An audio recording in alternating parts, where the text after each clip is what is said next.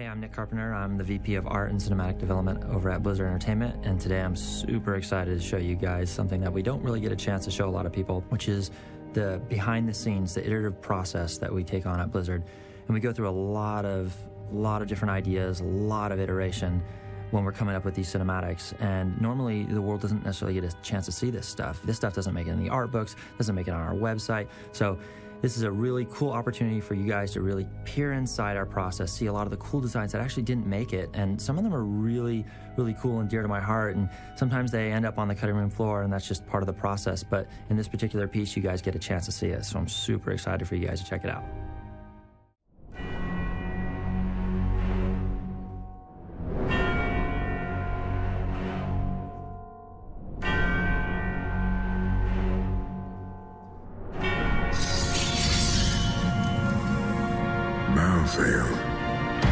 Our task here was to use this cinematic to really establish the villain. I think that any good writer would agree that storytelling is just plain hard. Storytelling in Diablo is very tricky. None of that is an excuse for a bad story. You get 3 or 4 really opinionated people in a room, and we shout at each other, and then we figure out something that we're all excited about. The longer process we have for character design, the better off we're going to be. When you're really rushed and you don't have a chance to do that development, the modeling team, for example, doesn't get a chance to give input to the concepting team, and the concepting team may not have a chance to give input to the director or to the game team. If there's any changes or if there's any new ideas or good ideas, let's find out at the beginning, before we start modeling, before we do animation, That process can be daunting, but that's where the flavor comes out,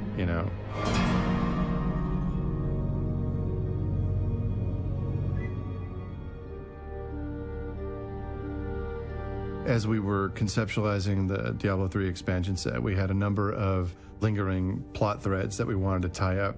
We wanted to continue the chronicle of the Nephilim hero that you played in the core game, and we wanted to kind of just see what was happening with the rest of the family.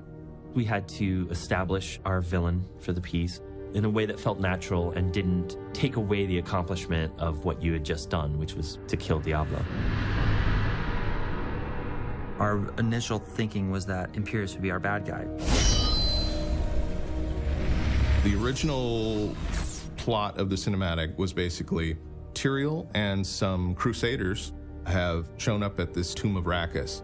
Tomb of Rakkus itself is a Nephilim structure underground. It's the resting place of Rakkus, the champion of the Zakarum, which has now been retooled, so to speak, as a hiding spot for the Soul Stone, just because of its remote location, and the only hope to keep the Soul Stone from getting into the wrong hands really is to hide him. Tyrael has decided that it's just too dangerous to keep it in heaven. They think everything's going to be fine, and then Bamf, Imperius shows up and changes the whole equation.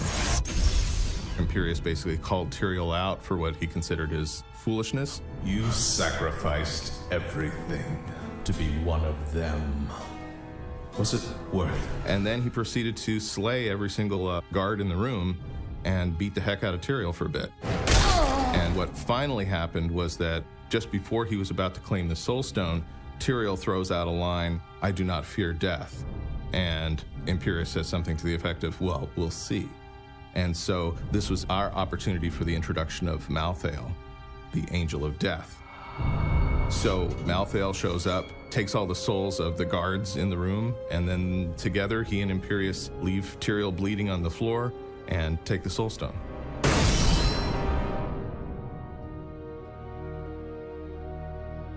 We started out was sort of a brother against brother idea. You had Tyrael and Imperius, 2 awesome characters that had all this back history.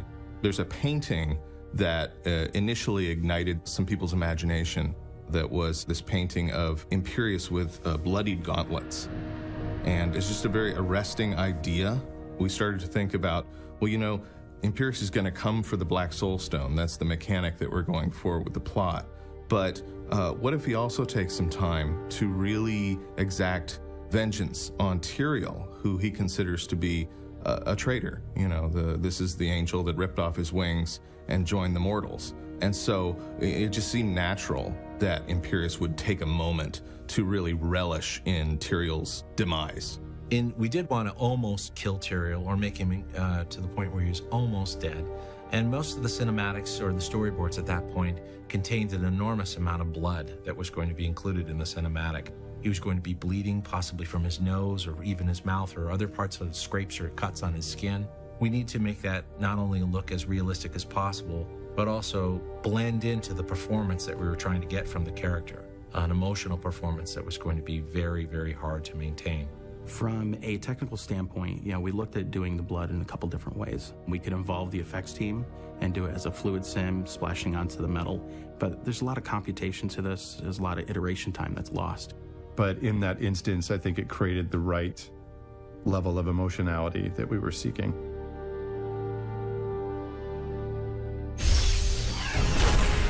We wanted Imperius to look a little different in this expansion than we wanted in the first game. He definitely has undergone some damage. The Heaven's Gate absolutely collapsed on him.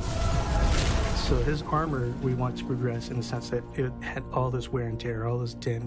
That was one thing we were playing off of, and we were playing off of how his personality was reflected in his armor. And we wanted that to echo the thematic truth, that Valor had turned to wrath, and that there was more math going on inside that suit of armor than just, the power of evil itself, is that his whole being was really turning and transforming.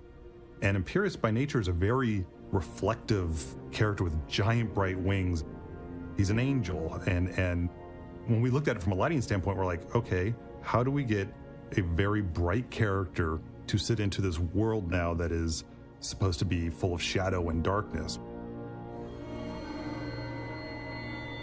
There was an idea that we had that we were very fond of, that when Imperius reaches out to claim the Soul Stone, when he touches it, you would see the hint of a transformation.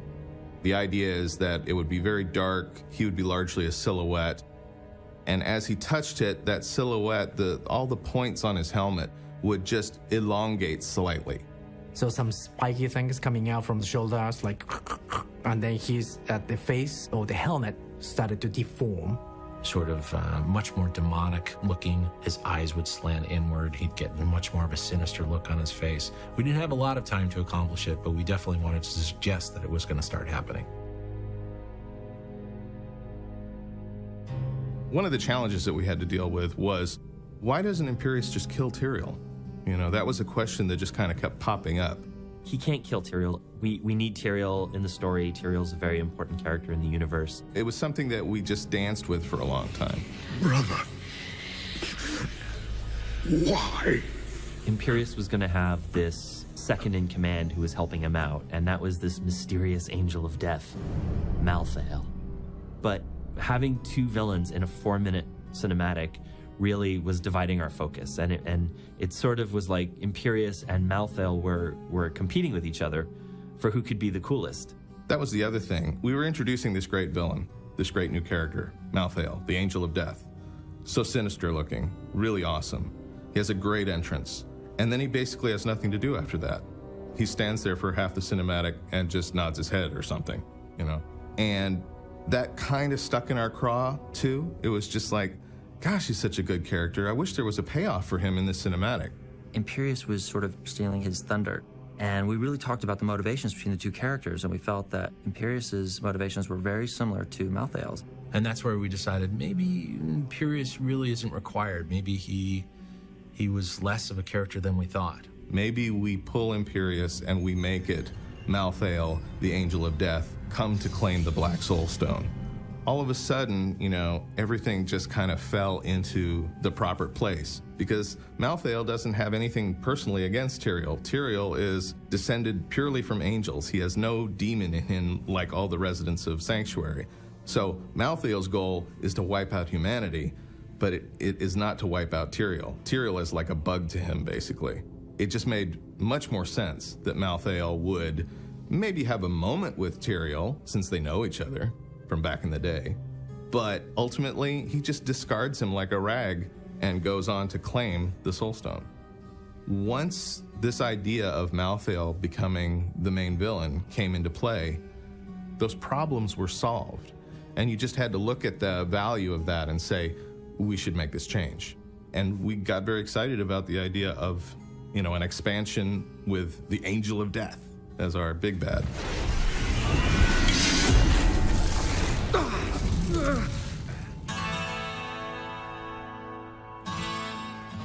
The reason we brought the Haradrim back from the practical aspect was simply that we have Tyrael in a tomb and this villain shows up and we want to see this villain kick ass and kill a lot of people.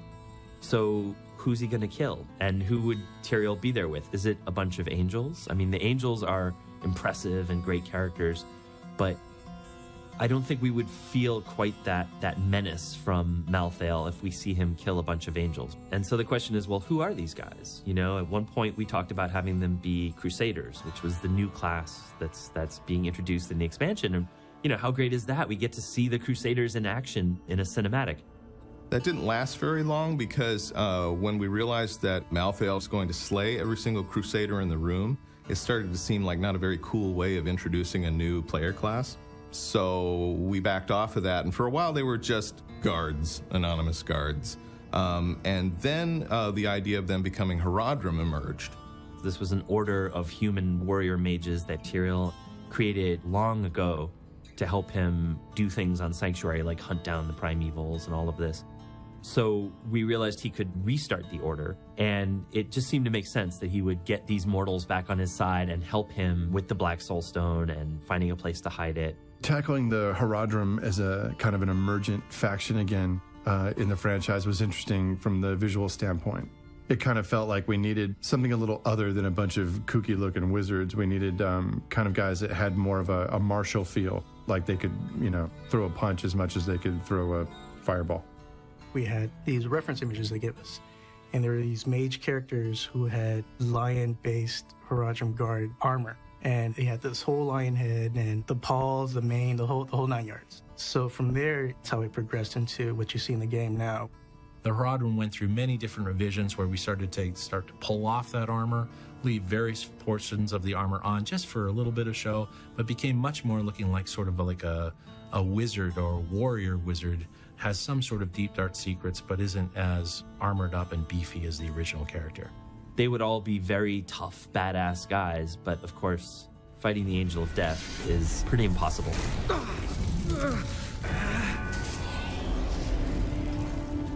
Malthael's a very interesting character to me. What we usually do is making everything bulky and broad and overly muscular. This time we have kind of a gaunt guy that is just a little bit unusual for how we usually treat our villains. And I thought it was really cool to have him, sort of hunched over with a little bit of a androgynous element to him. He has a mix of cloth and metal that we haven't really gone that deep into before. Tyrael has cloth, but it's not so alive as what Malthael's robe is like. And the fact that Malthael doesn't really have a face, it lets the viewer kind of imagine what he thinks the character is. Just the cold, calculated nature. So very deliberate movements, sort of only necessary movements. That posture whenever he raises the blades, not to read as outright menacing, just sort of discomforting, I guess you would say. He's more of a creepy villain vibe. So he has like this elegant, evil, ominous villain, nature to him. His wings, while they emit light, it's very subtle light and they're more bat-like. His black cloaks and just the more neutral chrome almost. So Malthael is probably the best case scenario as far as an angel to go into this environment. He who was wisdom is now death. As the story team was sketching these frames out, we weren't really feeling the character, understanding that he's death, but not feeling that fearsome aspect of him. Perhaps he really doesn't have to say anything, but at the same time, they had to invoke a lot of fear in us, and I always feel like the less is far more. And suddenly you were able to read into, the absence of his communication, all sorts of things that this guy might be thinking. It simply made him a more dynamic character the less we tried to overbake his communication. And that's where we came up with, no one can stop death. And, it's just so well played by the actor that I think it really carries the day. The Nephilim will stop you. No one can stop death.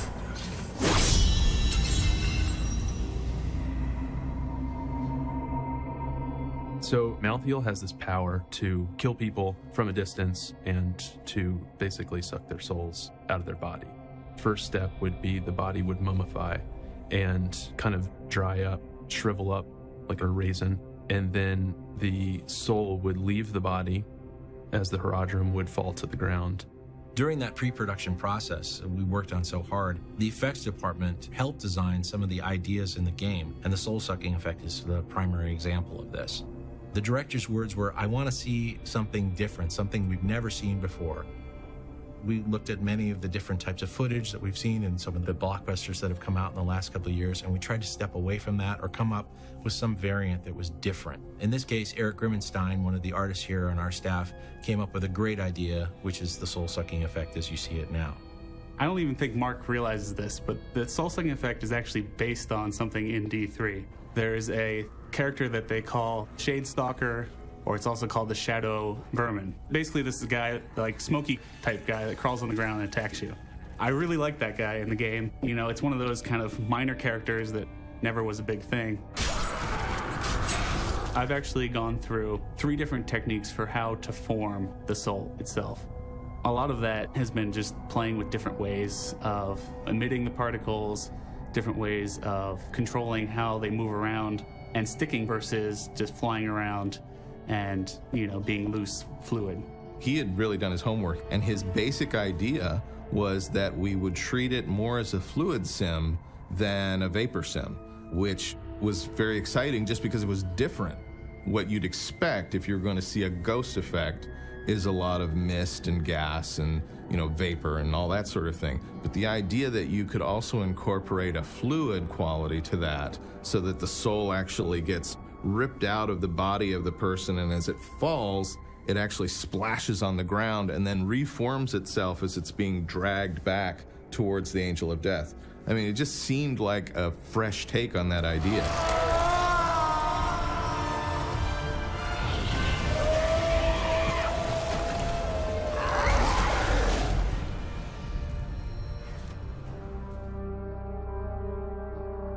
Tyrael's role in the cinematic was challenging because we wanted him to be himself. We wanted him to be heroic, but we had to acknowledge the reality that he is a mortal facing angels, and that's where the idea of saving one of his guys emerged. He sends him to find the player character. Go!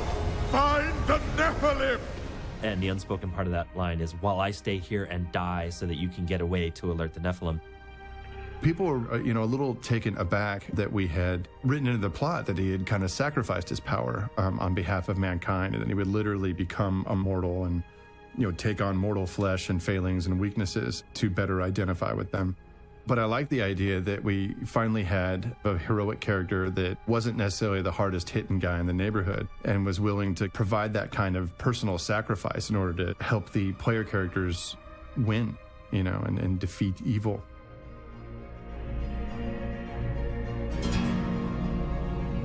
Story development is work and more work, and it's a lot of iteration. You have to find a way to merge all these disparate components that everybody's really geeked up about. What's cool is when you put those ideas together, finding ways of fusing things that you didn't suspect you could find, or seeing how ideas kind of meet in the middle. You go, whoa, those actually are really complementary. I think we all look at it and go, yeah, this meeting all my needs is geeking me up. I get it. I'm feeling it. And when you've achieved that across all of our leads and all the main stakeholders, I think you wind up with something very, very special. It's something that helps us explore the space, so to speak, to allow us to find what we really want to do. As we went through that phase, we started seeing things that worked really well. We saw character designs that worked well and character designs that did not work well. And in the middle of that process, we also found story bumps, things where the story wasn't flowing as smoothly as we wanted to. So with Blizzard in general, we go through massive iterations. Iterations after iterations. When I talk about The changes in the Horadrim Guard, the changes in Imperius, the changes in Mafio. Run. The thing that's very cool is that we're not afraid to say, this isn't the right design. Sometimes the thing that you love the most is the thing that ends up on the cutting room floor. I think every filmmaker and editor knows that, the thing that you started out with, the little nugget that you thought, oh, this is the heart of my piece, almost always ends up being tossed out at some point. Because you find something better, you find something that's more organic, that makes more sense, that solves more problems. And sometimes the story, if you let it, will lead you to some unexpected places. That's usually where the good stuff is.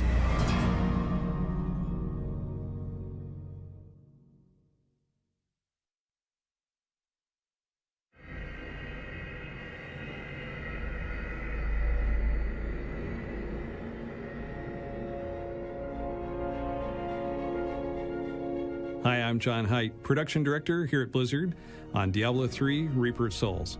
And I'm Josh Mosquera, the game director on Reaper of Souls. And this expansion took a really talented team, put a lot of passion into it, but we also drew a lot of inspiration from our very awesome community. We're super excited to give you this behind-the-scenes look at Reaper of Souls and how it all came together.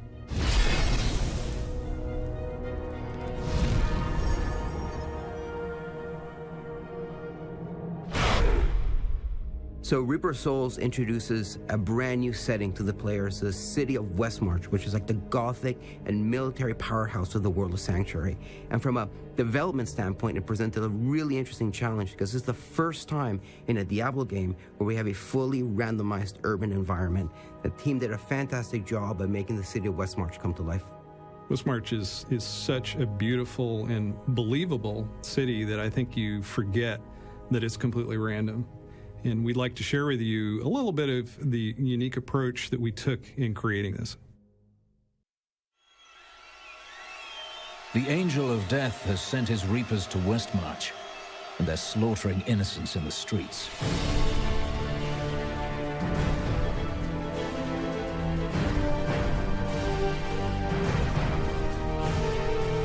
The city of Westmarch has been sitting around the edges of Diablo game lore for forever. It seemed like a good place for gameplay as well as storytelling. We actually started looking into the idea of building Westmarch before D3 shipped. It's a place we've always wanted to go. Really, the only reason we haven't gone there is because we couldn't build it right. Building a city is very hard. It was going to be an epic undertaking, basically. I think we had confidence that we could do it, but how do we get there?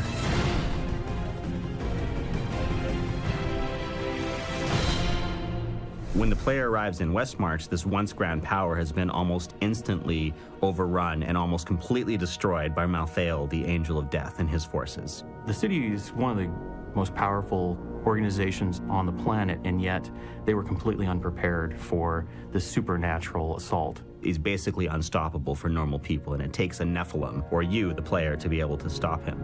No one can stop death. The whole of Sanctuary is being devastated, and Westmarch is kind of the representative of that you get to see in the game. And so we wanted to make sure that it was pretty scary place. It's supposed to be overbearing and feeling like you're this small little person in a huge environment. We wanted to make sure it was dark and dreary, and you wanted to be on edge the whole time because you never knew where a monster would come out from. Everybody was on the same page with that part of it. We all kind of had this kind of old world gothic vibe. We looked at a lot of reference for medieval cities in Europe from the Middle Ages. It needs to be more believable and realistic. So we looked at a lot of movies and TV shows. At even some layout of Jerusalem, because it's Middle Age type of ambience and style. We looked at this island off the coast of France called Saint Michel. It's an island with a big city on top of it. It has big walls, tons of buildings just kind of mashed together. It's a very, very old monastery. It's an old city that was looking pretty much what we're looking for. When we started working on the expansion, we looked back at our production cycle and how long it took and how difficult it was to get all of the different departments talking together. One of the traps that you can fall into is to put your blinders on and barrel down the path of finishing one thing till it's awesome. You may end up with a great thing that doesn't mesh with the other things you're making. That stuff was pretty no-brainer. I mean, we learned a lot of lessons from the original game. We knew that we wanted to change up the way that we worked a little bit. We went with a different type of production style. We went with a strike team production style. We would get designers, artists, animators, everybody together in the same room to build this thing out all at the same time. Developing a whole lot of related assets in parallel. And you do a lot of back and forth. It's much quicker when you have everybody together. And make sure that it was going to look awesome, it was going to play awesome, it was going to stay in line with what our vision of West March was as a team. The collaborative process for us, that's where things get exciting. Trying a new process is not something that we're used to doing, so we kind of had to rearrange our thoughts and how we work. So at some point, you always have a little bit of a fight. It's normal. It's good because it challenged the idea, you know. So this was a really unique experience with everybody struggling together, figuring it out. This expansion is like basically taking those lessons that we learned from the first one and just running with it. You have to tell a story to folks when they first start in an area so that they understand what the situation is, where they're at. I think one of the things we did in the original D3 was we over-explained. Show, don't tell. So we could have a guy standing there reading some giant epic tale of West March is on fire and blah, blah, blah, and he could go through this whole thing. Or we could just paint this picture in front of you. Okay, I get it. When you stand over that overlook and you're looking down into West March, you're like, I'm going to get down there and get it done. I think it's a really important moment to see the city that way. It's a precursor. You kind of figure out what you're getting yourself into. That's what we're really looking at in this game. We're like, you know, how much can we leave as a mystery? How much can we leave for the player to figure out for themselves and still have the player know where they're supposed to go and know what they're supposed to be doing? We create a world. We create a world for the player and for the monsters that are going to populate the level or the dungeon that you're doing. So when we start developing an area in the game, we take a look at what sorts of monsters will suit the environment. The player's experience, since this is Act 5, is coming right off of having defeated Diablo. We couldn't have players come out of that heaven environment, killing the Lord of Terror, and then step in and start stomping rats. We looked at the monsters that we had and tried to create a sense of epic proportions with them and make them a bit more formidable.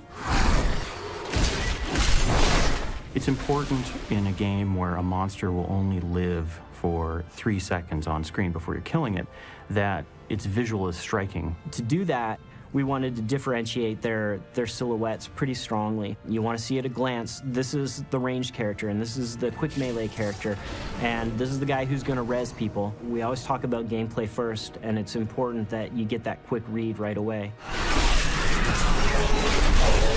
West March monsters are all tied into Malthael and Malthael's Lieutenant Urzael. Which meant we had to make them feel like Malthael and still make them feel different. The theme is death. Death is everywhere in West March. One of the things that we didn't want to do was just do straight up Western, theology-inspired Grim Reapers and whatnot. Sanctuary is not Earth, and it does need to feel different, and we wanted something that was in the realm of death as we understand it, but still something that's evil, but feels different. The tightrope we're trying to walk is we want horrific, grotesque-looking monsters, but at the same time they have to look angelic. We had to kind of make some decisions about where they fell, and I think ultimately where we ended up, we have these characters that are kind of half dead, where he's taken the souls from some of the characters and he's left what's there to do his bidding. The West March monster kit is a real dark one. It's full of some real nasties. Things you feel really good about wiping out.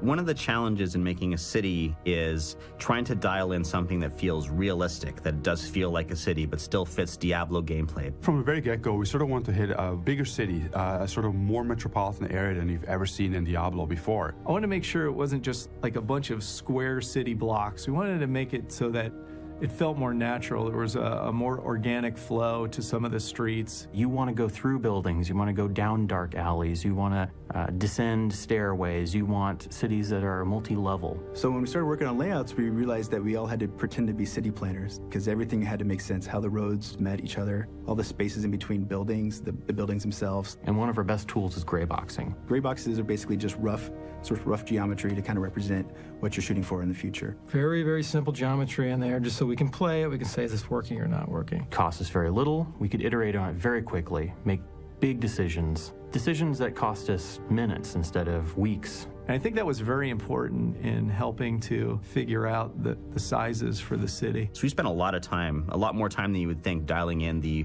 width of buildings and doorways and archways and city streets and alleyways. Of course, we also had always to consider the camera angles. And you always think of cities as something that goes very high up into the air. Whenever you have a tall object, the player gets behind the object, the player becomes hitting from the camera. Usually in those cases, what we do is we just fade the object. But what we didn't want to do is have a lot of like foreground fading, just have buildings like popping in and out. Yeah, we always want the player to be able to see, this is my barbarian, this is my wizard. Our artists actually came up with some very clever ways by having rooftops slant in certain ways on certain streets and trying to limit that as much as possible. At the same time, selling this large city feel. By the end of that early prototype, we felt like we were there, and then we could go on to like some early art prototyping of it. Well, we had this idea to come up with a 3D concept, which is basically an end-game target look for the city.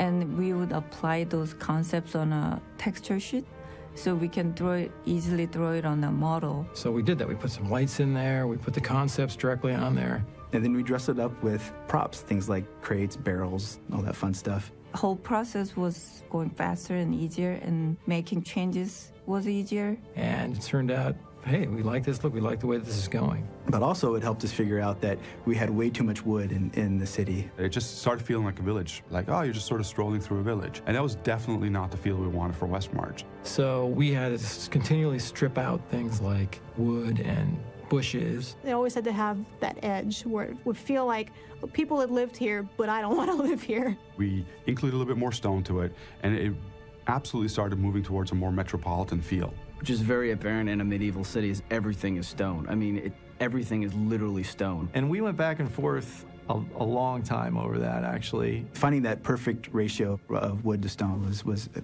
pretty tricky thing.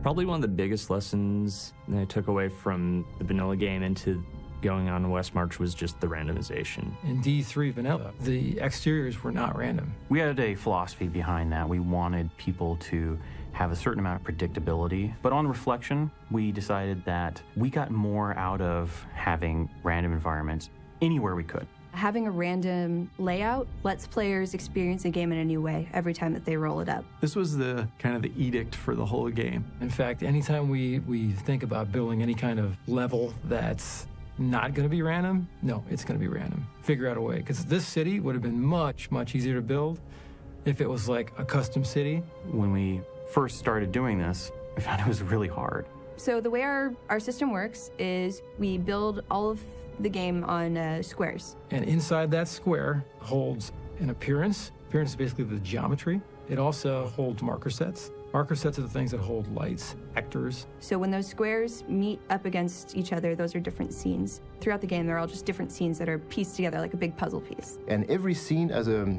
certain dimension. Typically, they are 120 by 120 feet that set up the main level flow. We also have 240 by 240 feet. 240s tend to be set pieces or event rooms that we kind of sprinkle in. These are real easy to work with. They're large enough where you can create a fun event in them, but they're not so big that it's just, you know, you can have trouble like walking from one side to another. Any environment that we build, the scope is determined by the type of level it's going to be. So we have different types of level. We have small caves, 15 to 20 scenes, medium-sized dungeons or levels, and those are about 40 scenes. And then we have our large ones, and those can go anywhere from 60 to 200 scenes. We knew it was going to take longer to build these scenes, these city scenes. So, and in the end, we were shooting for about 80 scenes or so.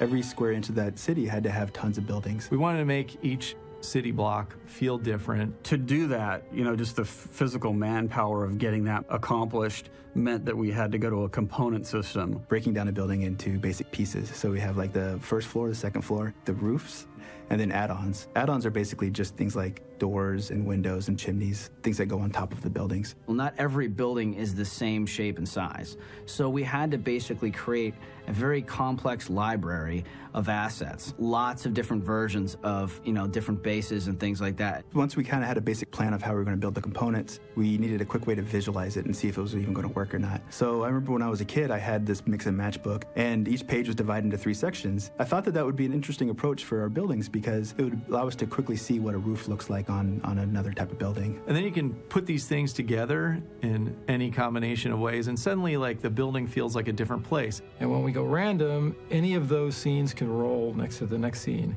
at any time. So you're always guessing, and you're always wondering what's going to be around the next corner. I think what was most challenging is we were attacking an exterior environment, but basically creating it in the way that we would do dungeons. So we use a system called the DRLG, and that stands for Dynamic Random Level Generator. And what that is a system that takes in a number of tiles, and then the designer will set up an algorithm, and that will define how the tiles roll. And then that basically places all these scenes in different configurations so that the level's different each time it rolls. They can line up in any different number of ways. So our first challenge is to make rooms that can all connect together. The trick with that for a city is you have to have all your roads connect. So we don't have to have, one scene have a road and then all of a sudden it just ends and it, just goes to nowhere. So we had to make sure that all the roads kind of ended in like a gate or looped around or whatever. The most important thing about building a scene is you have to make sure that it's not recognizable. And kind of generic, basically. Because if you do a scene with an epic statue in it, and that scene rolls right next to it itself, which it could, because anything can go anywhere, you're going to be, hey, there's that same scene, there's that same one again. So we have to basically build these things so that it's interesting, but not overly interesting. Some of the stuff we're still struggling with, we want to have story moments, we want to have events, and those happen in specific rooms. The more unique rooms you have in a map, the less randomization you're going to have. We created a certain number of tiles as a base,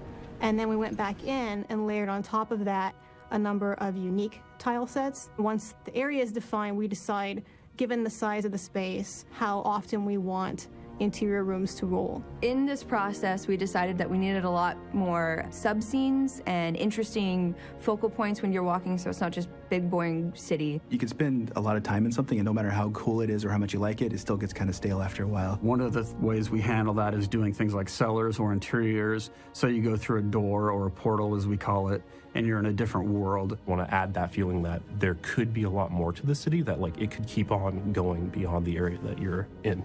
We've got so many houses that we're now able to say there's 50, 60 points inside this one world that a seller could load at. So the first time you go to that scene, the door could be open. It could lead into an interior. The next time you go to the scene, it could just be closed. It could spawn that's walled in with bricks. It could spawn with it's barred or it's like rickety and you could break it. Monsters could kick out the door and jump out at you.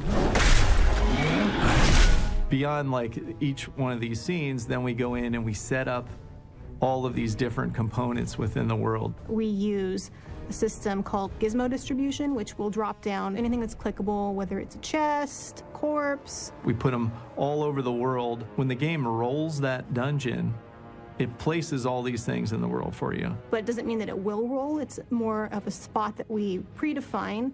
And then on a meta level, we can go in and say how often we want that stuff to roll. All these things can be placed in different spots, and it can make it feel fresh and different each time. I think that the environment team was extremely successful in this, and I think that people will be able to run through this environment hour after hour without ever seeing the same tile combination twice. I can honestly say the West March area was the first time where I really ran through that area thinking this hits that core feeling that I'm looking for when I'm thinking about the Diablo franchise. This is what Diablo is all about. This is the gothic feel that Diablo just portrays. Well, we were definitely taking on things that we had never done with the Diablo series. It was a very difficult thing to put together. It took us a long time to put this city together, to get it to the point where it felt right. There was a lot of stuff that didn't work out in the first pass. There was monsters we threw out. There were gameplay functions that didn't work. We just kept plugging away, asking ourselves, is this the experience we want to have when we're playing? It was a struggle from the beginning. But that's how we do things at Blizzard. We figure it out. We work through those things. And all that stuff added up. It made it work.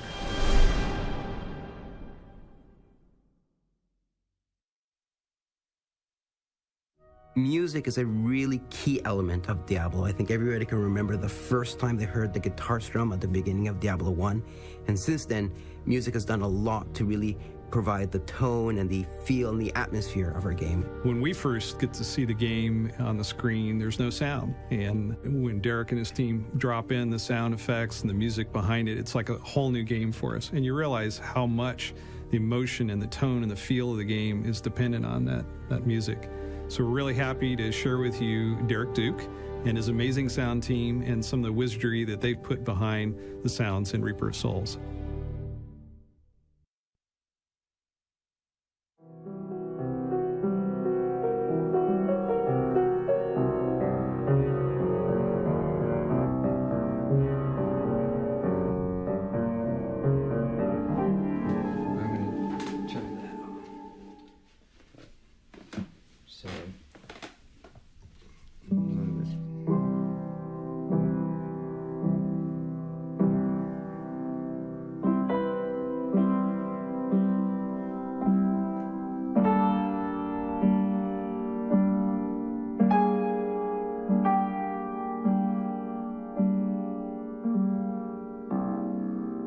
The piano plays a super crucial role to me because it's an instrument that allows me to imagine everything better. I mean, there's a reason it's lasted the test of time, because it's very easy for me to play something here and use my imagination and know what it's going to sound like.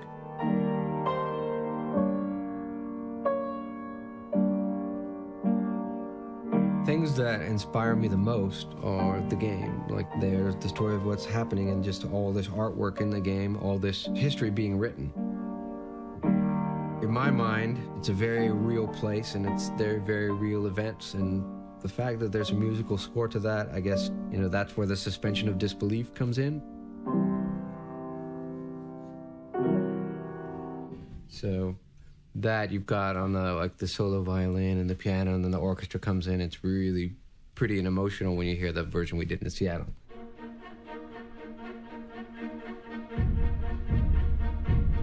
So we've been working on, or I've been working on the music for D3 expansion since original Diablo shipped.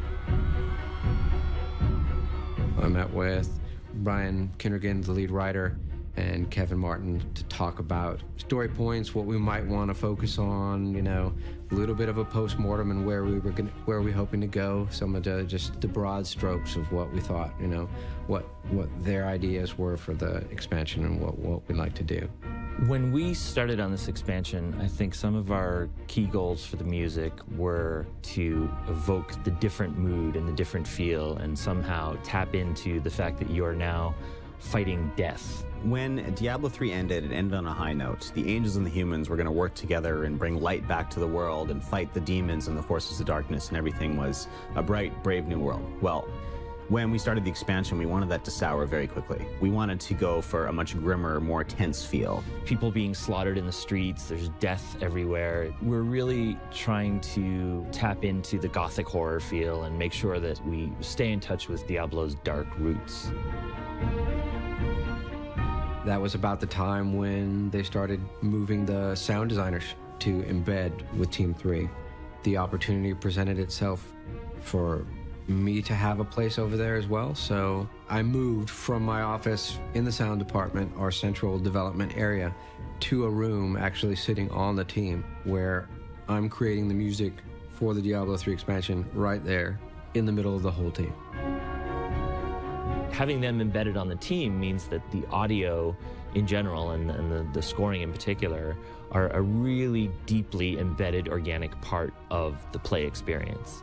Whether people are hearing my stuff that I'm working on every day through the wall, there's something about sitting on the team where everybody is, living and breathing Diablo.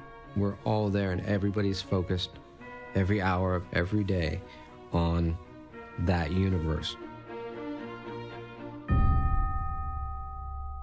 Maybe 4 to 5 months after that we had our first orchestral session and just sort of test the waters.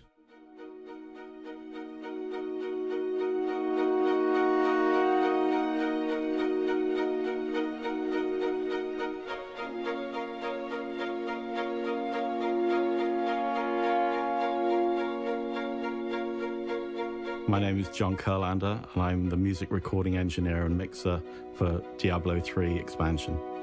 I'm basically head of the technical team and take on the technical responsibility of the whole gig. That involves designing the layout of where all the musicians go, the chairs, and if there are any risers or rostrum, and where everybody sits, and what mics we use, and where we put them. My name is Emer Noon. I'm the orchestral conductor for the Diablo 3 expansion. My role is to take the score and the creativity that the composer has put on paper, interpret it, and communicate it to the orchestra, whilst working with the recording engineer to make sure we have the technical capabilities to bring about the sounds that this composer has created in his imagination. As far as the setup of the orchestra goes, a lot of the times when we're recording video game music, it's often with some electronic elements like drums and synthesizers and samples. And so I've developed a technique pretty much of a very 21st century symmetrical layout, and everything is designed to be as symmetrical sounding as the samples are, and it works like that. So when I first met with Derek, we'd planned to do that, and he was pretty happy about that's where you're going to go. When we got up to Seattle for the first session, we finally had the orchestra books, the actual musical books with the entire score printed out. And Emer flew in, John had flew in. We sat down, just have a drink, and map out how the session was going to go the next day. When John started looking through the score, it struck him that, this really looks like classical music. I actually said at the meeting, I think that I've done the wrong setup for this. We all thought, this needs a special treatment.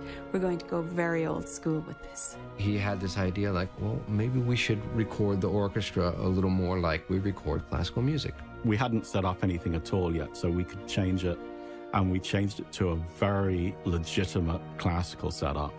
Out came the pens and papers, and he started drawing on the paper. Pretty soon he had gone back to his room, got out his laptop, and started moving around the chairs and the microphones in the way he does. We spent hours debating where everybody sits, and to an outsider that might be the most anally retentive conversation you've ever heard. To us, we absolutely live for it. The setup that we used up in Seattle for this was for 83 musicians. A traditional classical setup, all the violins on the left, piano and harp behind them on full left, violas and cellos and basses on the right, woodwinds in the middle, and then behind the woodwinds were the French horns. Then off to the right were the trombones and the trumpets in the back, and then the percussion, timp on half left and percussion behind them. We're also going to do another thing, which is record the choir live with the orchestra, which is in video game scoring virtually unheard of. People don't do it that way because they don't have the confidence of being able to control things later. Whereas we actually get the time to really make it work in the moment. It makes the whole performance more organic and more cohesive. It's definitely a different sound having an entire orchestra together rather than recording them in different pieces. The sound a bass drum makes when it reverberates inside of all the other instruments, the emotional tension of the string players waiting while the wind players and the brass players play their section. Even the silence, when just maybe a few instruments are playing, you tend to hear all those players being silent, and it's just a different kind of energy.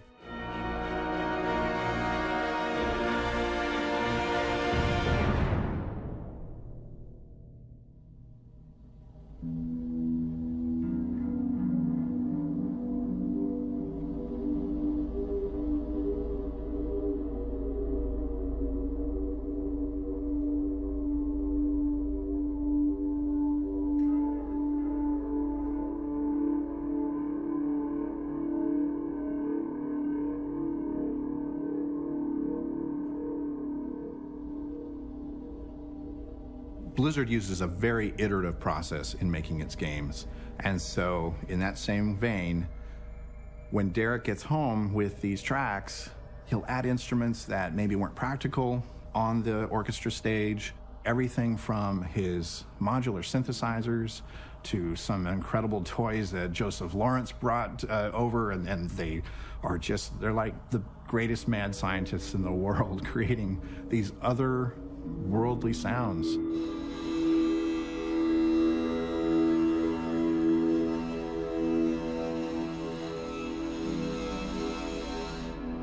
Today we're just making a lot of source material for use in all the different music that's coming up to blend it together with all the different elements that we pull together, including the orchestra and samples and all the things we do back at the office. So we're just making interesting textures to blend with all the music.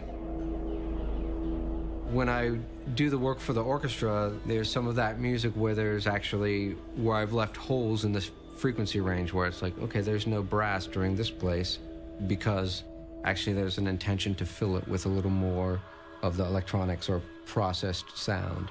Not that it would sound like a synthesizer, but that creepy sound that definitely has its genesis in the computer or in field recordings or those kind of things. Besides the sort of the drony, noisy ambience that you hear quite a bit in between different musical cues, the fingerboards play a big role for me.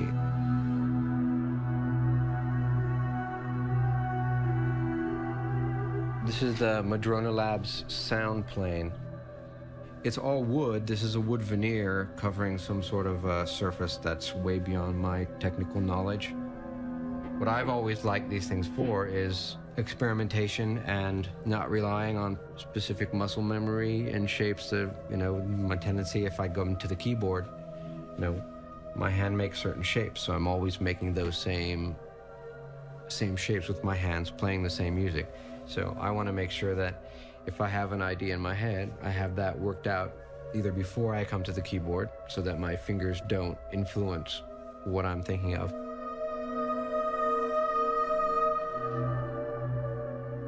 This is actually where we bring the orchestra and the orchestral recordings. This is where we bring them into Sanctuary. This is where they get combined with the non-existing in real life acoustic instruments that meld together and make the music that fits in Diablo without taking you outside of Diablo. Why?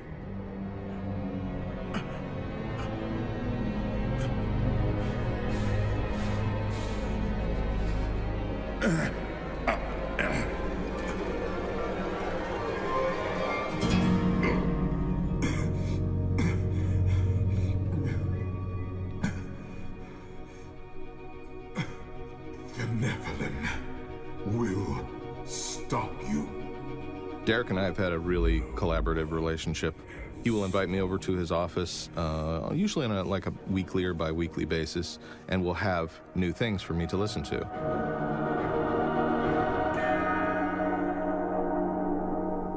Nice, man. Yeah, I think you just about got it. Can you play the first one again, too, where you come out of the 2D? We'll just sit down, play the tracks, with picture. Sometimes we'll actually turn everything off except the music and just try to evaluate what that is in and of itself. What would you think about just continuing the just a little bit longer and kind of fading it out, Sure, like cross-fading into the guitars? Yeah, just so it doesn't feel so abrupt. The score for the Diablo 3 intro hits a lot of interesting notes because the cinematic kind of rises and falls in different emotional ways. When we open, it's very ominous. It's almost like they're diffusing a bomb, It's like the Soul Stone we liken to plutonium. And then Malthael emerges from the shadows, and the score with the movie takes another turn into a very dark place, into a very ominous place. And from there, it's just sort of upping the ante, increasing the intensity of the experience. But even in that, you know, we don't just stick with the dark Malthael theme. In the midst of all of that, Tyrael has the opportunity to save one Horadrim who will be the Horadrim that goes forth and brings the word to the player. Go! Go! Find the Nephilim! That particular transition has taken a whole lot of iteration. The front half is awesome, and then the next section is awesome, and then just it's trying to figure out how to get from there to the other part. That's the real headache. That's the real puzzle. That's the challenge. And once we get on the stage and it's played, that's going to read really well and a little bit different than that.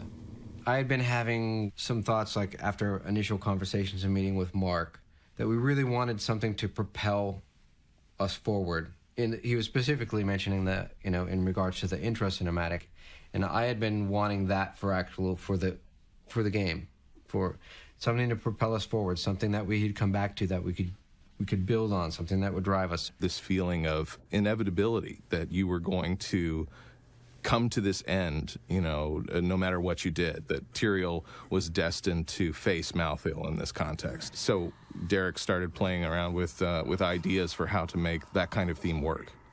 For me, at least in my mind, it's like, okay, this is based on the Horadric chant, you know, something very, you know, old and Gregorian,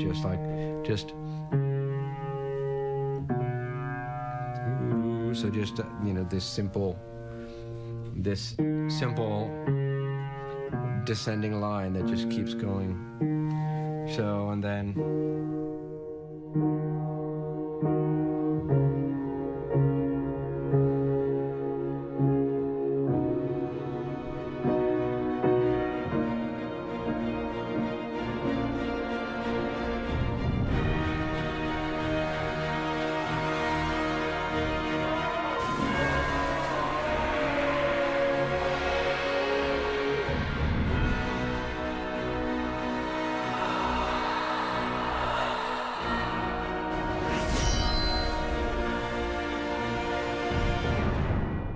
that's your musical destiny. That's taking you on the journey through the expansion. So when we do our next recording session, we'll be mirroring that setup to create that continuum of the sound, that sort of evolution.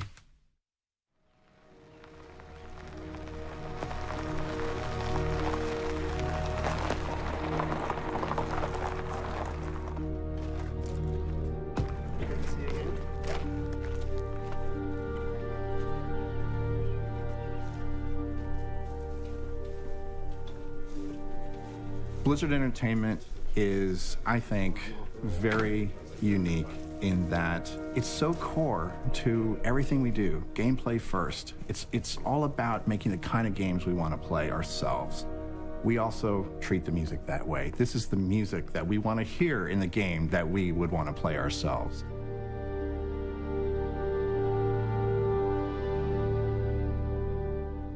We have been using live orchestras now for pretty much every major release that we've done. And the reason is not just because we can, but because it sounds better. There's something about music that is being created, played by human beings. So it's Sunday morning, and we're setting up for tonight's session. The session starts at 7 o'clock tonight, and I think it's about 12 o'clock now, so there's a lot of work to do. I'm nervous and excited. I'm John. I do headphones and make sure all the microphones work. Nobody kicks them, they get pointed back in the right place, and they all get sent the right gain back to the back.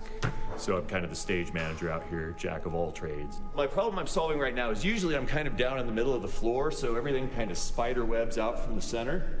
And today they've got me hiding over here in the corner because we got the choir and a bunch of other stuff out there. So I have to rerun all my cables that are different lengths to different places and figure out new paths to get there that aren't going to interfere with the 80 people in their chairs with their $60,000, $80,000, $100,000 instruments that you don't want them to trip over the cable that you're running. You know, those little things like that. So here's one that might be good for the day. This is Mystique. So this kind of goes through a lot of different things.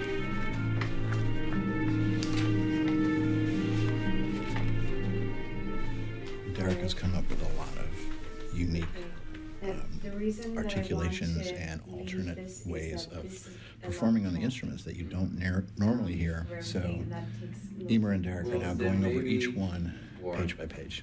Yeah, so flute 1 picks one of these and plays and plays another one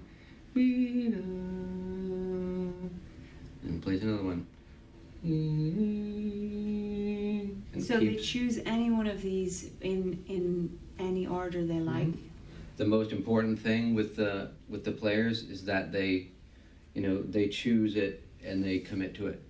Right. That's like, I don't want anybody being wishy-washy about what they're. Right, and it's kind of improvisatory. Yeah, I mean that's the thing. These things should just start happening, and so we know that it's structured like this. Right. But it should sound like it's absolutely meant to be. Okay, that's going to be this is going to sound awesome. I'm looking forward to hearing it. The great thing about Derek's music is that he says everything in the score. This is an incredibly detailed piece of work. It's got subtleties that are so important that they're structurally important to the piece. In the standard scores, we have regular musical notation that's timed to meters, like 4/4 or 3/4. You can see these meter changes, and then the notes follow a specific rhythm in a specific tempo. In this particular type of score, Derek has specified these random elements that go along with the standard notation. So here at bar 35, you have this 9-note sequence, which the players on the piano and the harp can play in any order, and they can play it at any speed, but it goes along in the same, meter and everything, but it's not following the meter. So when you take that a step further, some of the cues have evolved to a place where all of the notation is this box notation. So you have these sections here where the choir comes in, is doing this phrase inside this bracket and repeating it at random, while this is also happening at random. And you see up here, these cue points, these arrows, are conductor notes where Emer will conduct the entrance point of a new event. So instead of having a time signature that's 1, 2, 3, 4, you have an event that lasts as long as the conductor determines, and then she cues a new event. If we see something that seems like in another score might seem like it's just a passing and nothing, in Derek's music it can be a monumental part of the journey, taking us structurally where we need to go, because that's the way he thinks.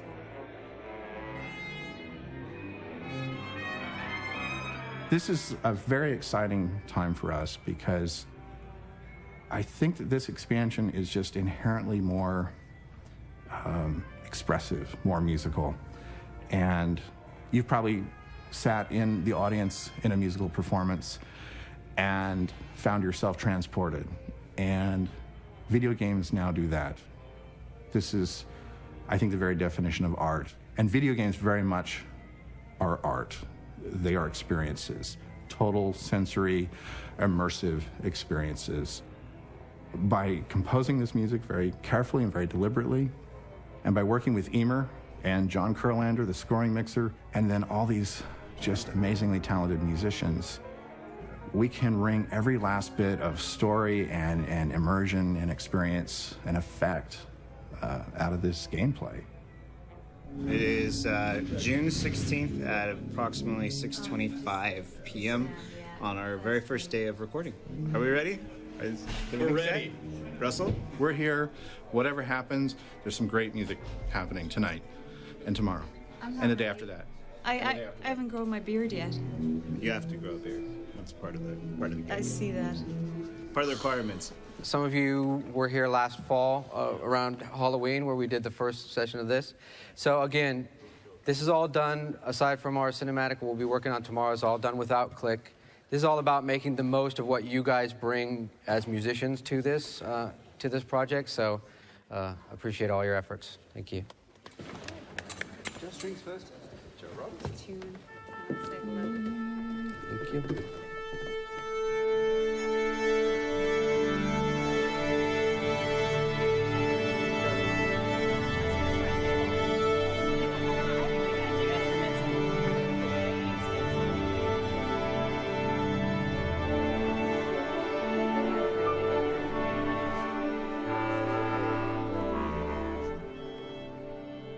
All right, everybody.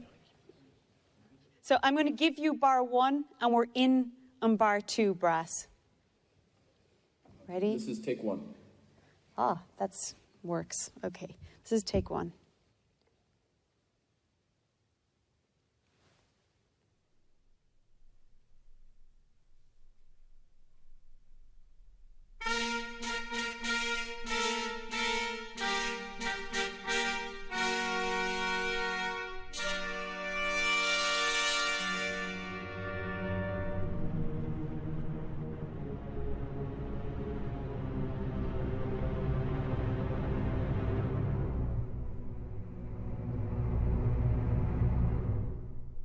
What we're doing is a recording of a performance.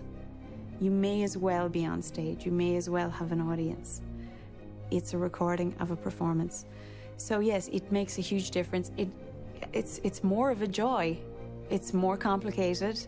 It's one of those things that in the moment you let go of all technical and you go with the instinctive.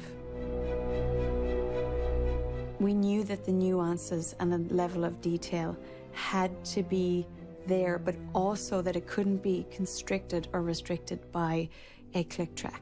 Practically every movie and video game now is recorded to a click track, whereas ordinary classical recording is not. It's all done on what we call the stick, which is the baton that the conductor uses. And it's completely different art. This is where we go away from the robotic digital age and we do things in a very human way. So just to quickly go over, this is a piece about the 7 evils and birth from 7 heads, causing death and destruction cycle upon cycle, just an unending cycle of creation and dissolution of the universe. There's sort of a underlying sacred tone to some of this because the Nephilim or the human player in our universe is someone who is basically created out of the mating of an angel and a demon. So I think that's enough talking, and let's get to it. Thank you all. The Diablo Orchestra sounds as though it still comes from the past. It's not quite as in your face, it's not quite as shiny. It's a way of being, steeped in tradition, yet still trying to find a vibe. Derek is definitely somebody who's excited about hearing different opinions on his work and how to bring about the sounds that he has very clearly in his imagination. You make the non-traditional stuff sound ordinary. It is anything but ordinary. Yes, I always forget that people, to me, it sounds so gorgeous and absolutely normal, and that other people don't hear it the way I do. I have to be careful not to assume too much, because otherwise, the game wouldn't communicate to enough people. No, it sounds Diablo-tastic, though. The non-traditional stuff. It is that world for sure. And it is inside of Derek's head. We're not quite sure that's a good thing, but it sounds good.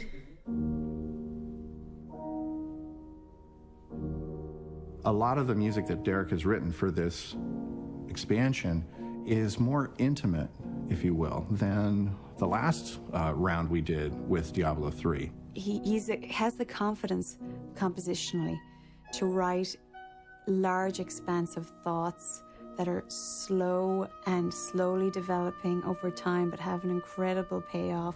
And that's because the storyline is much more focused on the experience of the hero. When you enter a new space, you're very alone. And the orchestra, it gets smaller. You might hear solo violin and solo piano or something a lot more intimate. He's saving the full power of the orchestra for the biggest moments, and suddenly the sound explodes.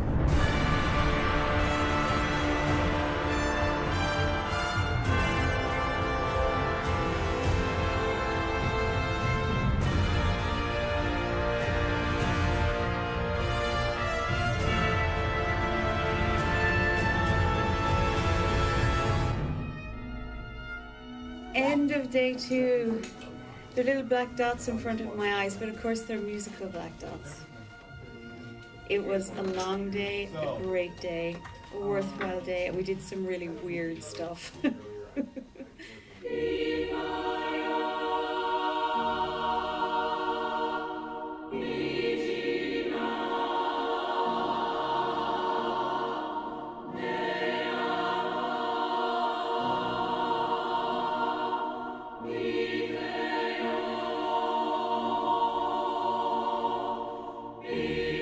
This expansion definitely has its own flavor, its own sound, and Derek maintains that through his mind and through his pencil and through his keyboards onto the printed page, and then these wonderful musicians make it audible.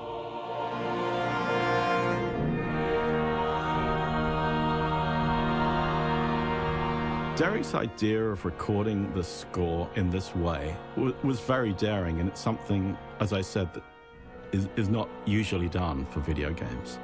And he was taking a lot of responsibility for it on an experimental idea that it would really enhance the action in the game with something that was so real and organic and earthy, that was really from a different world. And I really think that it was a very brave step and very courageous, and will pay great results.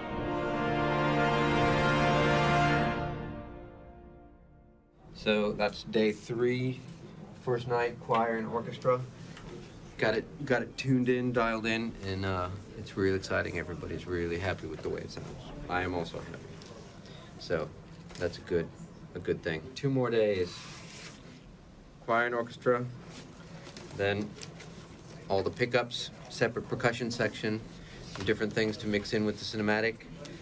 Another choir only, just get some versions that we can mix with whatever sounds we want when we get back to the campus. And that's it. We'll be ready to head home and start putting the stuff in the game.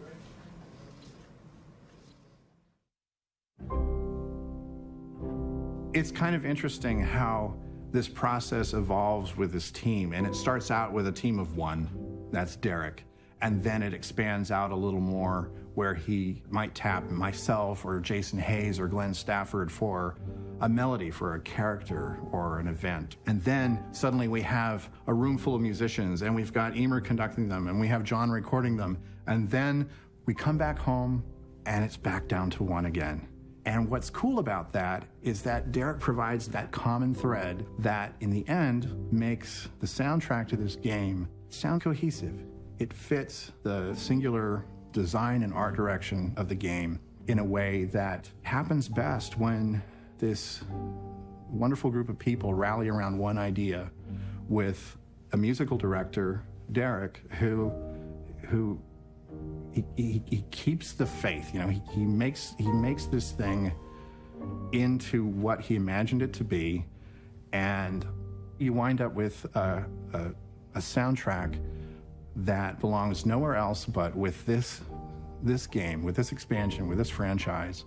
And that way, when you listen to it again, it'll be something you'll never forget.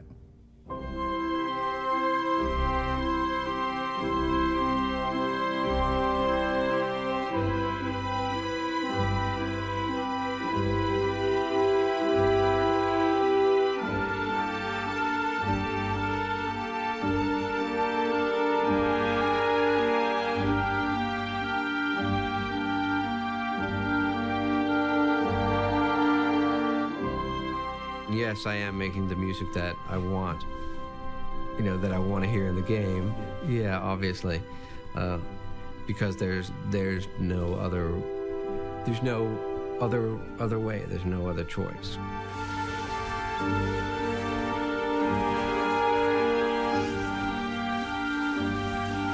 The most important thing at any point in the process is keep in mind the game. It's all about the game. And we trust that doing that is what our fans want. They want us to do the very best, so we do that.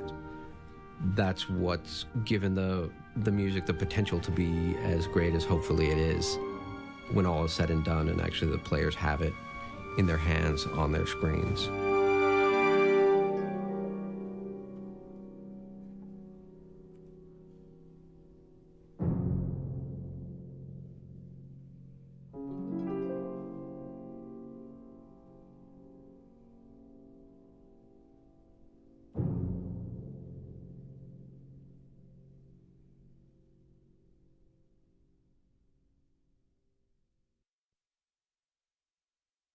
So we can't talk about community without talking about cosplay, and the work and the passion and dedication that these people put into their costumes is awe-inspiring. It's one thing to see a character on screen. It's an entirely different thing to see the same character in real life.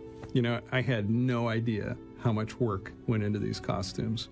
I mean, we literally went all over the world filming cosplayers and what goes into making these costumes, and it's incredible the amount of effort, and we're really happy to bring you this next segment.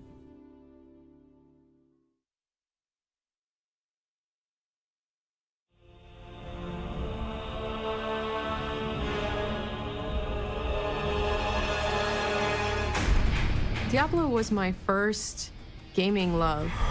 It brought me into gaming. It truly brought me into gaming.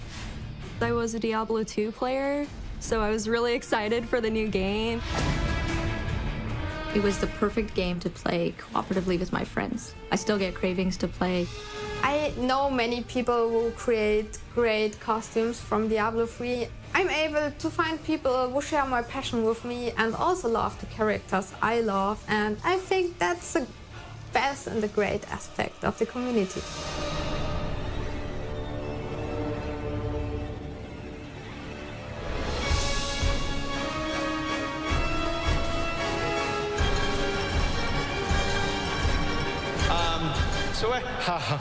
Look out, Norton! Cosplay is a way for fans to show their dedication and fandom to the companies and franchises that they're fans of. Cosplay is a kind of art to bring a fictional character to life. This means a character from video games, anime and manga, movies, books, everything. Sometimes it's an item, a robot. Sometimes it's even food. It could be anything, really. Some of them are very simple, and others are more elaborate, going as far as prosthetics to achieve their look. It's anything that involves dressing up in a costume. Even Halloween is technically cosplay. I really love to create the costumes from Diablo 3.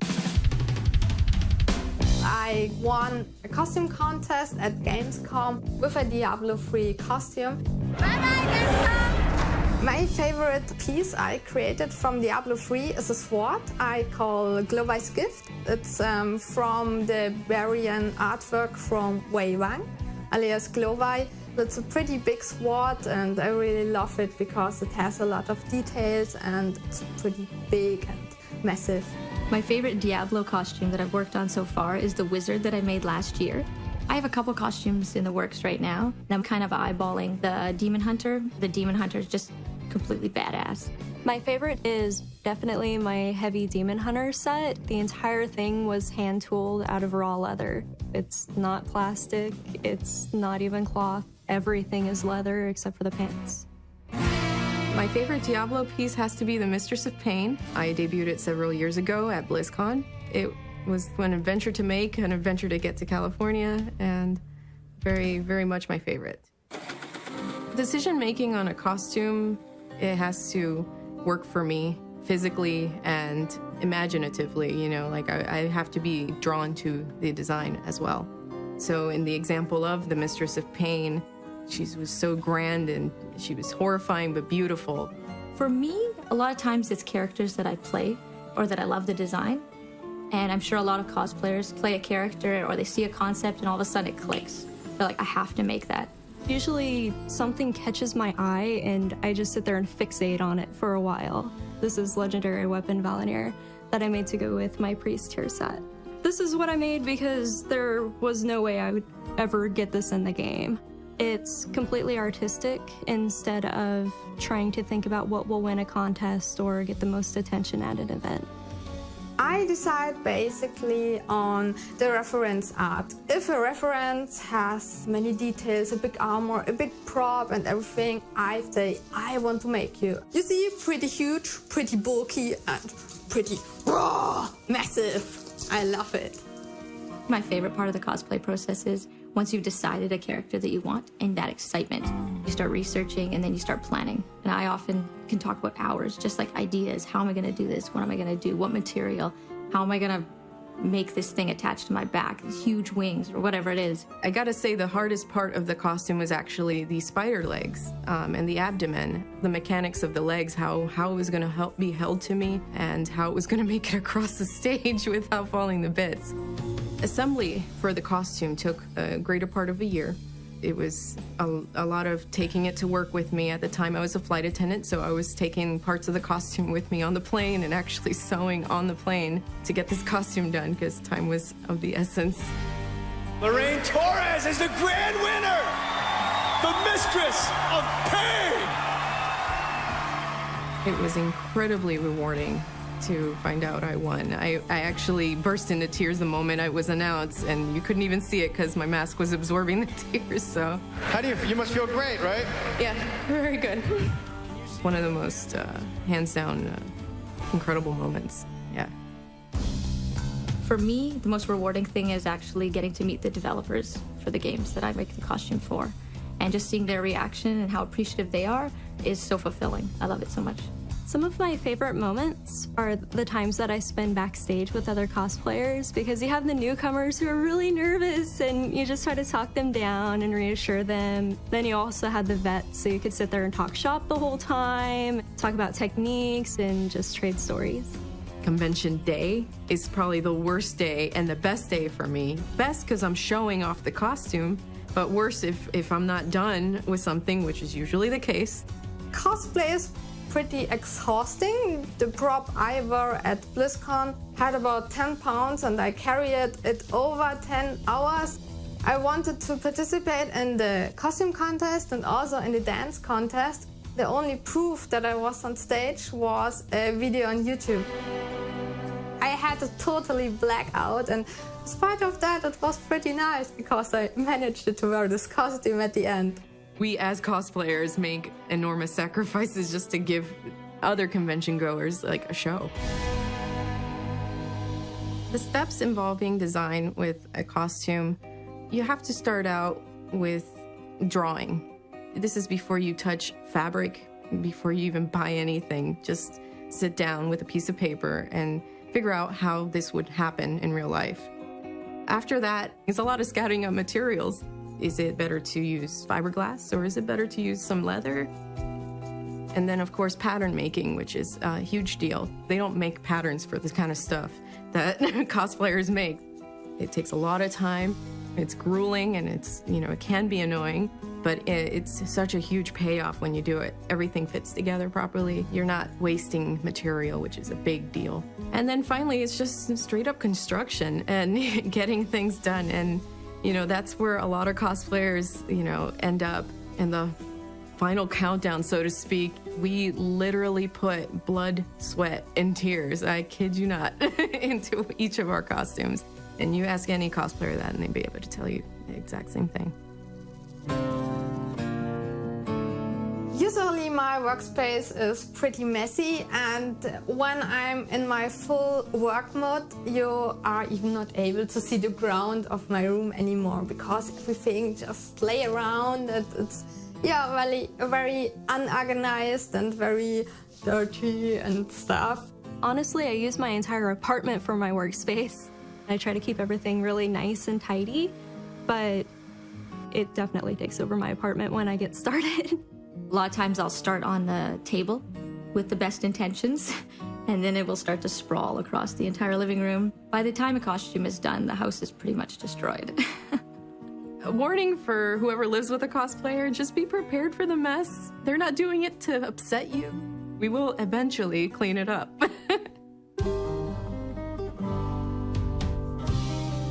I really dream about a job in, in prop making or in, special effects and stuff. I would love to create costumes and props for movies. Well, maybe not. You will see. I'm gonna continue making costumes as long as I can. I like to do commissions as well, so like if one day I decide I don't want to dress up anymore, well, I'll continue doing it, but through other people. For me, cosplay will always just be an artistic hobby. These are all just sculptures to me, so I look at them as artistic pieces. It has a lot of special meaning to me, and it just makes me even more motivated to put that passion into my cosplay. I couldn't ask for a better community. Through cosplaying, I've met an enormous amount of friends. It's cool to see these people on a regular basis at events. It's the games that keep us together, not just being social. If you upload a photo of your new costume and somebody on the end of the world says, "Oh my God, I love it," that's amazing. People are just still so pumped. There's constantly new cosplay coming out. There's so much fan art. And I think that momentum is just going to keep the game alive.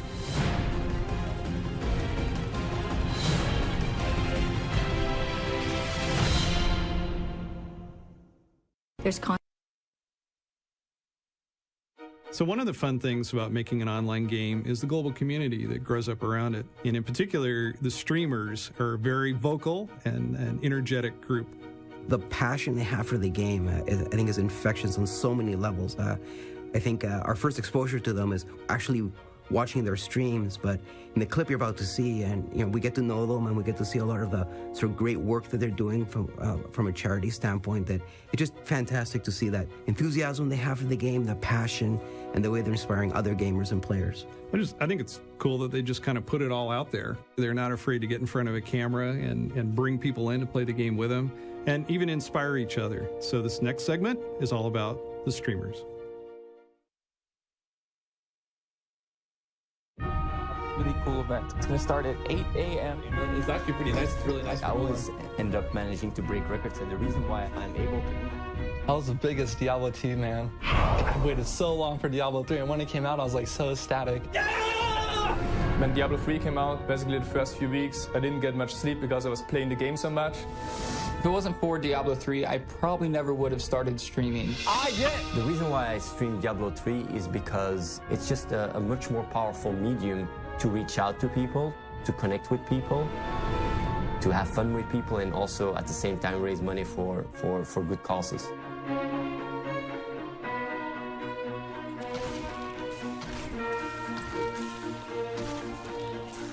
I do not want to go anywhere near that elite pack.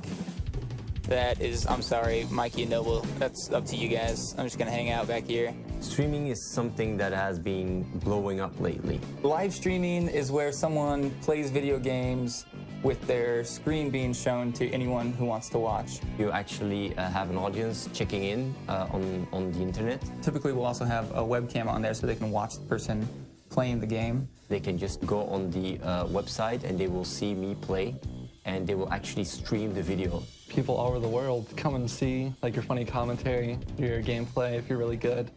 Maybe I'm not that good. I think they more come for me from my commentary and all that. There's also a chat feature, so people watching can chat along. They can ask questions to the person playing games and get responses back. Many players are new to the game and have questions, and the streamer usually answers the questions. Sometimes, for example, if people ask me something on my stream, I don't even need to answer because someone of the chat already answered the question before me. A lot of games, especially in Diablo 3, viewers will come in and actually play with the person streaming a lot of times. There'll be events. You just go, you can see people live. You're just into the game. If people lose, they lose right now. So it's a lot of fun to watch. Anything could happen at any time. You might have a couple hundred people watching you play on hardcore, and a lot of them are hoping you don't die. A lot of them are hoping you do die just because they kind of want to see that happen, but it makes for a really exciting experience. It really brings the community together in a way. It's basically like a giant social network. Oh no! I got stuck in a corner. Is it stream up now? I don't know if it's up or not. I'm back. Yeah, I'm alive. How you guys doing? Friends I knew started streaming, and I'm like, oh, this is pretty cool. I'm always playing video games. Hey, who wants to do some team play? We'll do some team play. And then I was like, okay, I think I could do this. You're hiding. You're talking in chat right now. You're not hiding. Don't lie to me. It's fun to watch me, I think. I would like to think that. Okay, so I'm gonna open up a raffle right now for you guys. And we're gonna do some team play. Tokens, raffle, open, 1, 2, 1. Finally, I was like, okay, I wanna do it full time. Like, I'm gonna try to stream every single day, trying to like put a commitment, have a stream schedule.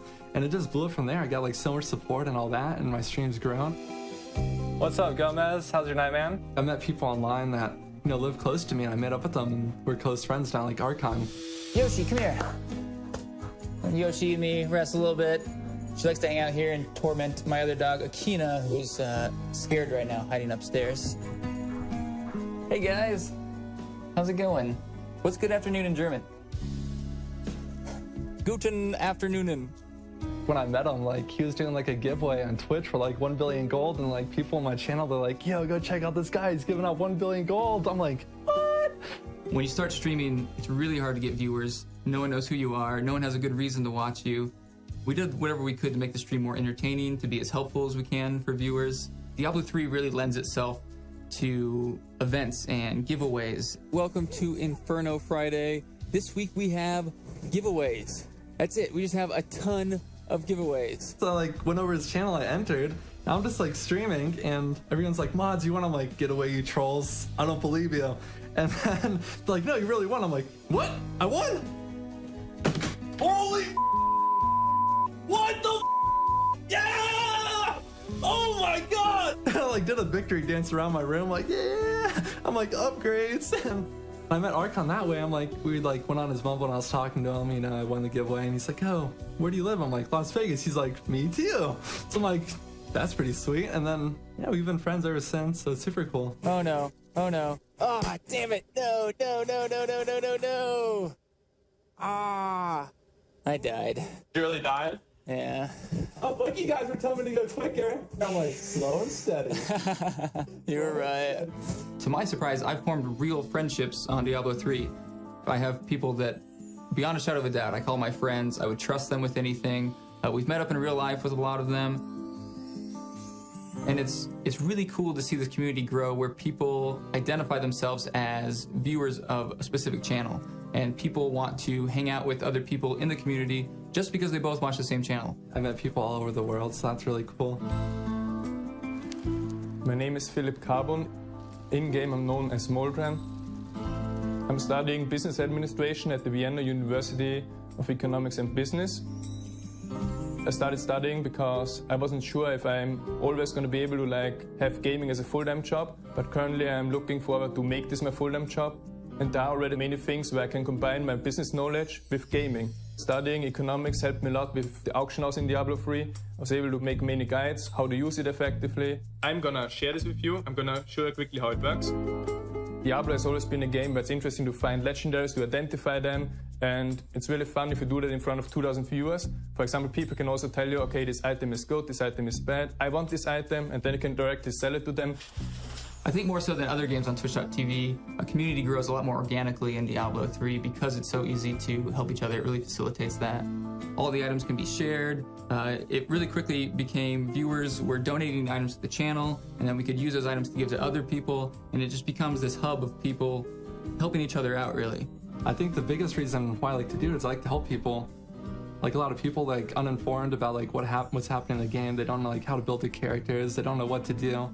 And I like build sets for them to like get into the games. Like I can't do anything. I died to like this white mob. I'm like, okay, bro, I got you. I'll get you some gear. Give me that gold. In Diablo 3, it's a lot more fun if you cooperate with others, talk to others, share knowledge and so on. And in the end, everyone profits. Everyone is able to enjoy the game more and have more fun. Thanks guys for helping out other people. A couple months after I started streaming, one of my friends from the stream told me about this website, extralife.org. Extralife.org raises money for children's hospitals around the world through gaming. We started a team on Twitch.tv called Stream for Charity, and it's me, DatMods, a lot of the streamers. We really like that we can game with a purpose. We're playing video games, we're hanging out, but we're also doing a lot of good. And it makes us feel a lot better about just sitting around playing video games all day. This past year, my grandfather had cancer, and he was basically like they said he was done for. And we went out to Florida, and he was like on his deathbed, and they were gonna, pull the plug. The doctor said he had a 100% chance because he was on life support that he wouldn't make it. And when they pulled the plug, he just kept on going. Like, he did not give up. Like, he just pulled through. Like, nowadays, he's walking again, he's moving around, he's doing fine. And the doctors basically don't know how it happened. And so that's basically when Archon asked me, they're like, oh, do you want to do a cancer charity? I'm like, dude, 110%, I'm down. I'm down, let's do it. Diablo 3 was able to help us raise a lot of money. People were allowed to donate gold to help the charity, and then we would use that gold to do what we called crafting for charity. Anyone who donated to Extra Life would get crafted gloves or helms or whatever they wanted in exchange for their donation, and that money came from the gold that was donated from other viewers. And using that system, we were able to raise about $15,000 for Extra Life from our channel, and we became the #2 fundraiser that year. And they sent us like this cool little thank you note and like these dice, and it has like a personal logo, and it's like thanking you for like helping the kids out. I've been astounded by how friendly gamers can be, how helpful gamers can be, and how charitable gamers can be. Athene is a great example of that. Yeah, gamers represent. Yo, Athene here speaking out. People watching from all over the world. Come on, guys. Bring in them donations. Bring it on. I stream Diablo 3. I try to break records on the stream and entertain the viewers. Oh yeah, I like that. When I'm thinking about what achievements I will get, I always think like what the viewers want to see. Because the reason why I stream is because I raise money for charity, and I always try to engage the audience in what I do. So I'm not gonna try to go for boring achievements. I always try to get achievements that people really think are completely impossible. By doing so, I attract a lot of viewers, and by beating it, I really get people hyped up. You wanna see how I do it? You wanna see how I do it? Let's check this out. Yeah, what is this? What is this? What is this? What is this? What is this? It's a thing. Eyes closed. Oh, he's dead. You see that with my eyes closed? I break your record with my eyes closed. Is this gonna get front page on news sites? I hope so. 3 seconds. I kill Butcher in 3 seconds. The hardest achievement in Diablo 3 was by far killing Diablo on Monster Power 10, which is a very difficult mode, completely naked. Yeah, cool story, bro. So I used my Demon Hunter, and I only had a bow and a quiver, and I actually killed him naked, which was an almost 4-hour fight. I also did it on the live stream, and it really requires a lot of focus. One mistake and you're dead, and you have to start over again. World first. Diablo, goodbye. He's gonna die together with all them jelly haters. When I was doing that, I had almost 20,000 people watching. What you have is all the viewers coming together, watching the stream, enjoying the stream, and depositing themselves from their own money. I think when you just look at Diablo, we raised around $50,000 to $100,000 for Save the Children. It went to Mali, to Project in Mali in West Africa, where there was a severe drought, and basically it saved a lot of children. We went to Mali, we saw the programs. It's much more satisfying than anything else. Okay, I'll show you guys where they sleep. So they sleep just on the ground? Yeah, sometimes most of the time. What's her name? Her name is Tene. How old is she? She's 2 months old. I mean, this is the face of the people you guys are saving. Sometimes when you game all day long, at some point you feel like you wanna do something more. What I want to do with gaming was I want to inspire people to actually get involved and game for good. So far, we've raised over $10,000. In the last few years, gamers have really shown that we can do more than just sit around and play video games. Gamers really want to help out and be a part of something bigger than themselves. I will see you soon.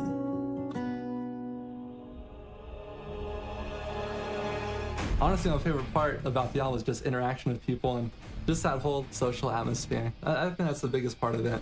It's fun being a part of the community, playing the game with other gamers, and just be able to hang out and talk while playing. The community is growing and growing, and like streaming is getting more and more popular. There are always new players every day that find out about the streaming thing. It's really cool to see people that play Diablo 3 to come together, have fun, and raise money for charity around the world.